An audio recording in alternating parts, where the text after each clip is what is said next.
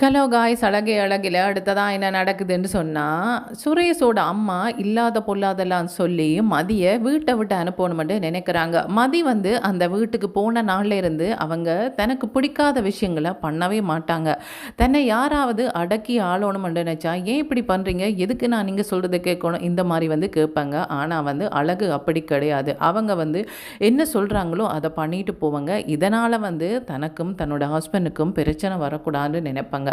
ஆனால் வந்து மதிக்கு அந்த வீட்டில் வந்து அழகை தவிர வேறு யாருமே வந்து ஹெல்ப் இல்லைன்னு சொல்லலாம். அழகு, அவங்களோட ஹஸ்பண்ட், இவங்க 2 பேரும் மதி பாவம்னு நினைப்பாங்க. மற்றபடி சுரேஷாக இருக்கட்டும், அவங்களோட அம்மா அப்பா இவங்க 3 பேருமே வந்து மதிக்கு சப்போர்ட்டாக இல்லை. முக்கியமாக தங்கராசுக்கும் வந்து மதி பேசுகிறது எதுவுமே பிடிக்காது. மதியை பொறுத்த வரைக்கும் மற்றவங்க யாராவது வந்து ஏன் இப்படி பண்ணுற, எதுக்கு அப்படி பண்ணுறேன்னு சொன்னால் அது என்னோட இஷ்டம், அதெல்லாம் நீ கேட்க முடியாது, நான் பண்ணுறது தப்புன்னு எனக்கு தோணலை, உனக்கு தோணினா அதுக்கு நான் ஒன்றும் பண்ண முடியாது. இந்த மாதிரி தான் அவங்களோட பேச்சு இருக்கும்.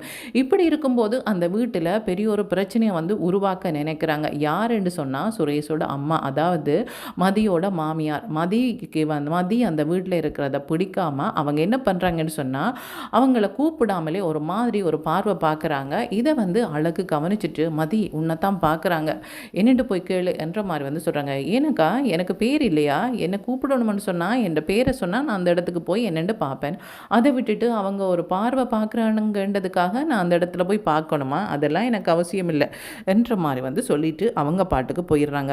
இப்படி போனதுக்கப்புறமா சுரேஷோட அம்மா என்ன பண்ணுறாங்கன்னு சொன்னால், ஒரு மாதிரி வந்து இருமும் போது அவங்க என்ன நினைக்கிறாங்கன்னு சொன்னால், மதி உடம்பு முடியாமல் இருக்கிறாங்க போல இருக்கு என்னட்டு, உங்களுக்கு தண்ணி ஏதாவது தேவையா அல்லது மாத்திரை ஏதாவது போடணுமா என்ற மாதிரி வந்து கேட்குறாங்க.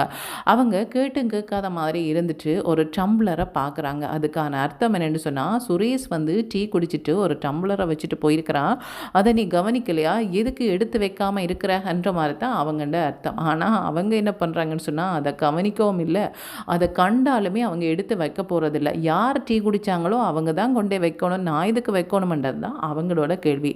ஆனால் இதை கவனித்த மதி என்ன பண்ணுறா, அழகு என்ன பண்ணுறாங்கன்னு சொன்னால், இங்கே பாரு மதி, அந்த டம்ளரை தான் எடுத்து வைக்க சொல்கிறாங்க போல இருக்கு என்ற மாதிரி வந்து சொல்கிறாங்க. அப்படி அவங்க சொல்லலையே என்ற மாதிரி வந்து மதி வந்து சொல்கிறாங்க. இல்லை, நான் இந்த வீட்டில் ரொம்ப காலமாக இருக்கிறேன், அவங்கள்ட ஒவ்வொரு பார்வைக்கும் அவங்கள்ட ஒவ்வொரு செயற்பாட்டுக்கு என்ன அர்த்தம்னு தெரியும், இது சுரேஷ் குடிச்சிட்டு போட்டு வச்ச டம்ளர், அதனால தான் அவங்க அப்படி கோவப்படுறாங்க போல இருக்கு என்ற மாதிரி வந்து சொல்கிறாங்க. அப்படியா, அப்படி என்று சொன்னால் அவங்க சுரேஷ் மேலே தான் கோவப்படணும். தன்னுடைய பையனை தான் வீட்டுக்கு வந்ததுக்கப்புறமா, என்னப்பா இவ்வளோ வயசாச்சு, டீ குடித்த டம்ளரை கொண்டு போய் கிச்சனில் வைக்கணும் அல்லது கழுவி வைக்கணும்னு உனக்கு தெரியாதா, போகிற இடத்துல போட்டுட்டு போகிற, இந்த மாதிரி அவங்கள தான் கேட்கணும். இதை வந்து இப்போ கேட்குறத விட ஒரு 20 வருஷத்துக்கு முன்னாடியே கேட்டிருந்தாங்கன்னு சொன்னால் இந்த மாதிரி பிரச்சனை இந்த வீட்டில் நடக்காது என்ற மாதிரி வந்து சொல்கிறாங்க. இப்படி சொல்லும்போது அழகு என்ன சொல்கிறாங்கன்னு சொன்னால், மதி நீ என்ன பேசுகிற, அவங்க தன்னுடைய பையனை தப்பு சொல்லவே மாட்டாங்க, உன்னை தான் தப்பு சொல்கிறாங்க, இவ்வளோ நேரமாச்சு எதுக்கு நீ இன்னும் அந்த டம்ளரை எடுக்கலைன்னு தான் அவங்க நினைக்கிறாங்க.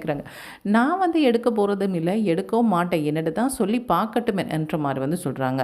இதுக்கப்புறமா அவங்க கூப்பிட்டு என்ன சொல்கிறாங்கன்னு சொன்னால், அந்த டம்ளரை வந்து எடுக்கிறது என்ன உனக்கு இல்லையா, நீ என்ன இப்படி தான் வளர்ந்துருக்கிறியா, உனக்கு வீட்டில் என்ன பண்ணணும் என்ன பண்ணக்கூடாது எதுவுமே தெரியாதா என்ற மாதிரி வந்து சொல்கிறாங்க. நான் குடிச்சிட்டு வச்ச டம்ளர் கிடையாது, நான் இதுக்கு எடுக்கணும் என்ற மாதிரி வந்து கேட்குறாங்க. நீ குடிச்சிட்டு வச்ச டம்ளர் இல்லை தான், ஆனால் உன்னோட ஹஸ்பண்ட் குடிச்சிட்டு வச்ச டம்ளர், அதை நீ தான் எடுத்து வைக்கணும்னு சொல்லும்போது, அப்படியெல்லாம் எடுத்து வைக்க வேண்டிய அவசியம் கிடையாது, ஏன் அவங்க வந்து போலீஸ்ன்னு சொன்னால், அவங்க ஆம்பளைன்னு சொன்னால் நான் பயப்படணுமா என்ற மாதிரி வந்து சொல்கிறாங்க. இவங்களுக்கு கோபம் வந்துடுது. ஏன் நீ மட்டுமே நான் இப்படி பேசுகிற, அங்கே பாரு அழக, அவள் எவ்வளோ காலமாக இந்த வீட்டில் இருக்கிறா, நாங்கள் சொல்கிறது தான் அவள் கேட்பா, அதனால தான் அவள் இந்த வீட்டில் இருக்கிறா, உன்னால் இந்த மாதிரி பேசிட்டே இந்த வீட்டில் இருக்க முடியாது என்ற மாதிரி வந்து சொல்கிறாங்க. அவங்க பண்ணுறது ரொம்ப தப்புன்னு சொல்லி அவங்களுக்கு எப்போவும் நான் சொல்லிட்டேன், இந்த மாதிரி இருந்தால் அடக்கி ஆண்டுட்டு தான் இருப்பாங்க, நாங்கள் நம்மளோட உரிமைகளை நாங்கள் தான் வந்து பேசணும், இந்த மாதிரி வந்து ஐயோ என்ன சொல்லுவாங்களோ தெரியல, அவங்க டம்ளரை வச்சுட்டு போயிட்டாங்களே, அவங்க அழுக்கு துணியெல்லாம் போட்டுட்டு போயிட்டாங்களே, இப்படியெல்லாம் யோசிச்சுட்டு இருந்தோம்னு சொன்னால் நம்மளோட வேலையை நாங்கள் பார்க்க முடியாது, அடுத்தவங்களோட வேலையை தான் நாங்கள் பார்க்க முடியும் என்ற மாதிரி வந்து சொல்கிறாங்க. உங்களுக்கு உடம்பு முடியலைன்னு சொன்னாலோ அல்லது உங்களோட உங்களோட பையனுக்கு உடம்பு முடியலைன்னு சொன்னாலும் நீங்கள் கேட்குறதுல ஒரு நியாயம் இருக்குது. அதை நீங்கள் கேட்கக்கூட தேவையில்லை. நாங்களும் அதை செய்து தரது தான் சரியான விஷயம். ஆனால் உங்களுக்கு தான் உடம்பு நல்லா இருக்கே, உங்களோட பையனுக்கு உடம்பு நல்லா தானே இருக்குது, அவங்க எதுக்கு இதில் வச்சுட்டு போனாங்க, இப்போ வருவாங்க இன்னும் கொஞ்சம் நேரம் கழித்து, அப்புறமா அவங்கள கொண்டு எடுத்து வைங்க என்றுட்டு இவங்க போகிறாங்க. இவங்களுக்கு இது சுத்தமாக பிடிக்கலை. இதை பார்த்து அழகுமே இதை பார்த்து பழக போகிறாங்கன்ட்டு இவங்க என்ன பண்ணுறாங்கன்னு சொன்னால் சுரேஷுக்கு சொல்லணும்ன்ற மாதிரி ஒப்பாரி வச்சுட்டு இருக்கிறாங்க. இதை பார்த்தோன்னே அழகுக்கு பயம் வந்துட்டுது.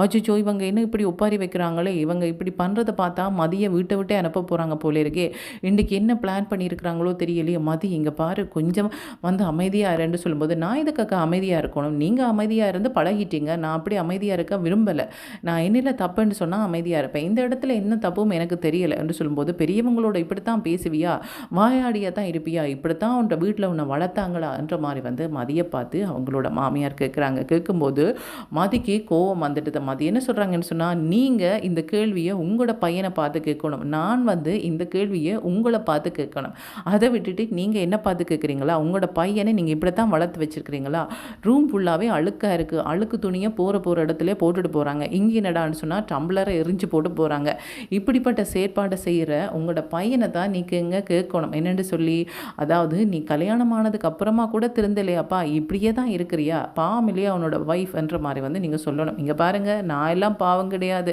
என்று சொன்னால், நான் எல்லாம் இதுக்கெல்லாம் பயப்படுற ஆளே கிடையாது என்று சொல்லும்போது அவங்களுக்கு வெக்கமாக போச்சு. என்னென்னு சொன்னால், இது அழகு பார்த்துட்டு இருந்துட்டு அவங்களுமே இப்படி பண்ண போகிறாவேன்ட்டு அவங்க அழுதுகிட்டே இருக்கிறாங்க.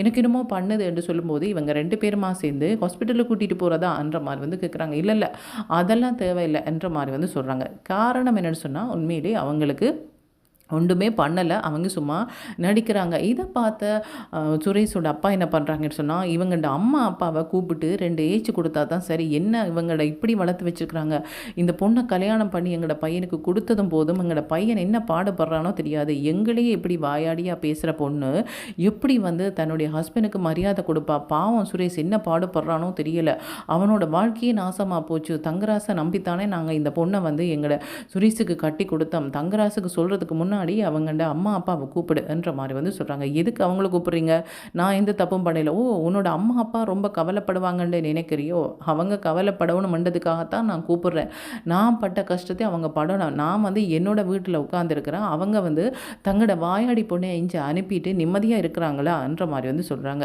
இப்படி இருக்கும்போது இந்த விஷயத்தை அவங்கள்ட அப்பா சுரேஷுக்கு சொன்னோன்னே, சுரேஷ் வராங்க, வந்தோடனே இல்லாத பொல்லாததெல்லாம் அவங்கள்ட அம்மா சொல்கிறாங்க.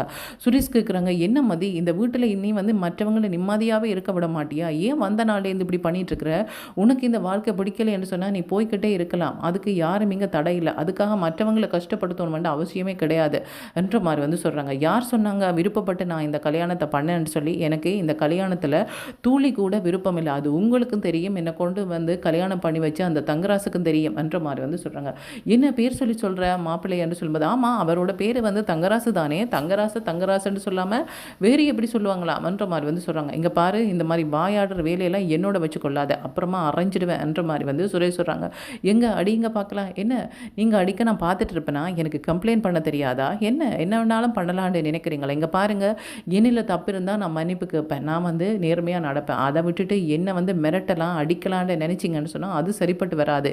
நீங்கள் அம்மா அப்பா கூப்பிட்டா என்ன, யாரை கூப்பிட்டா என்ன, இங்கே நடந்த உண்மைகள் எல்லாம் நான் சொல்லத்தான் போகிறேன். ஒருவேளை நீங்கள் வீட்டை விட்டு திறத்தினாலும் எனக்கு அதை பற்றி கவலை இல்லை, நான் ஏதாவது தப்பு பண்ணி நான் வாழ்க்கை இழந்தா தான் நான் கவலைப்படணும், நான் எந்த தப்பும் பண்ணாமல் இருக்கும்போது உங்களுடைய அம்மா இப்படி பழி சொன்னால் நான் அதை ஏற்றுக்கொள்ளவா வேணும், அதெல்லாம் எனக்கு அவசியம் இல்லை என்ற மாதிரி சொல்கிறாங்க. பத்தியா சுரேஷ் எப்படி வாயாடுறான்னு சொல்லி, நீ இருக்கும்போதே இப்படி பேசுகிறவா, நீ இல்லாத நேரம் எப்படியெல்லாம் பேசியிருப்பா, அதை கேட்கவா வேணும், அந்த இடத்துல நீ நின்றுருந்தியன்னு சொன்னால் நீ மயங்கியே விழுந்திருப்ப, என்ன இப்படி ஒரு மோசமானவளையாக நான் கல்யாணம் பண்ணியிருக்கிறேன்னு சொல்லி என்ற மாதிரி கேட்குறாங்க. என்னப்பா எங்களோடைய எப்படி பேசுகிறான்னு சொன்னால், நீ எப்படியப்பா இவளோட வாழ்கிற, வேண்டா வெறுப்பா தானே உன்னோட வாழ்க்கை இருக்குது, முன்னோட வாழ்க்கையை நாங்களே அழிச்சிட்டோமோண்டு எங்களுக்கு பயமாக இருக்குது என்ற மாதிரி அவங்க அப்பா சொல்கிறாங்க. இல்லைப்பா எங்களுக்கு பிடிக்கலைன்னு சொன்னால் வீட்டை விட்டு விரட்டி விட வேண்டியதானே, அதுக்காக நாங்கள் இதெல்லாம் சகிச்சுட்டு இருக்கணும்னு அவசியம் இல்லை என்ற மாதிரி சொல்கிறாங்க. அதை முதல்ல பண்ணுங்க என்ற மாதிரி மதி சொல்கிறாங்க. என்னடி இப்படி பேசுகிற என்ற மாதிரி அவங்கள்ட அம்மா கேட்கும்போது, "ஆமா, இந்த கல்யாணத்தில எனக்கு துளி கூட விருப்பம் இல்ல. உங்களோட மாப்பிள்ளை இருக்கிறாங்களே, அவங்க கட்டாயப்படுத்தி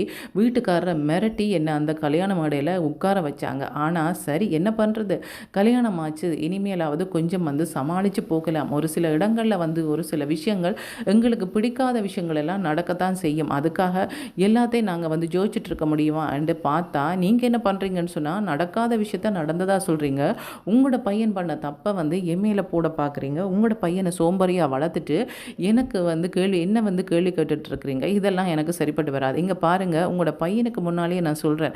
உங்களோட பையனோட அழுக்கு துணியை நான் துவைக்க போறதும் இல்ல. உங்களோட பையன் வந்து சாப்பிட்டு வச்ச தட்டை நான் கழுவ போறதும் இல்ல. உங்களோட பையன் வந்து டீ குடிச்சிட்டு வச்ச கப்பை வந்து நான் கழுவ போறதும் இல்ல. நான் என்னோட வேலையை தான் பார்ப்பேன். அவங்க நேர்மையா உண்மையா இருந்தா அவங்களுக்கு உடம்பு முடியலைன்னு சொன்னா பாவம் பார்த்து அவங்களுக்கு உடம்பு முடியாத நேரத்தில் அவங்களோட வேலையை நான் பார்ப்பேன். அதை விட்டுட்டு இப்படி மிரட்டலாமான்னு மாத்திரம் நினைக்காதீங்க. நான் இப்போவே வீட்டுக்கு போகிறக்கு ரெடி என்று சொல்லும்போது, ஆமாம் கிளம்பு, உன்னை யார் இங்கே நிற்க சொன்னா?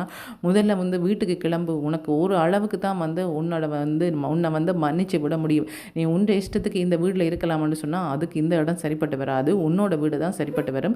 நீ அங்கேயே போய் உட்காந்துரு என்ற மாதிரி வந்து சுரேஷ் அனுப்புகிறாங்க. இந்த விஷயம் வந்து தங்கராசுக்கு கேள்விப்பட்டோன்னா தங்கராசு வராங்க. என்ன நீங்கள் வீட்டுக்கு வாழ வந்த பொண்ணை எப்படி நீங்கள் அனுப்புவீங்கன்னு சொல்லும்போது அவள் ரொம்ப வாயாடியாக இருக்கிறான்னு சொல்கிறாங்க. வாயாடியாக இருந்தால் நீங்கள் முதல்ல எனக்கெல்லாம் சொல்லணும். நீங்கள் எதுக்கு வந்து வீட்டை விட்டு அனுப்பினீங்கன்ற மாதிரி வந்து கேட்குறாங்க. இந்த பிரச்சனையை எப்படி கொண்டு போய் முடிக்க போகிறாங்க சுரேஷ்ன்றதை காய்ஸ் வெயிட் பண்ணி தான் பார்க்கணும். ஓகே, தேங்க்யூ, பாய்.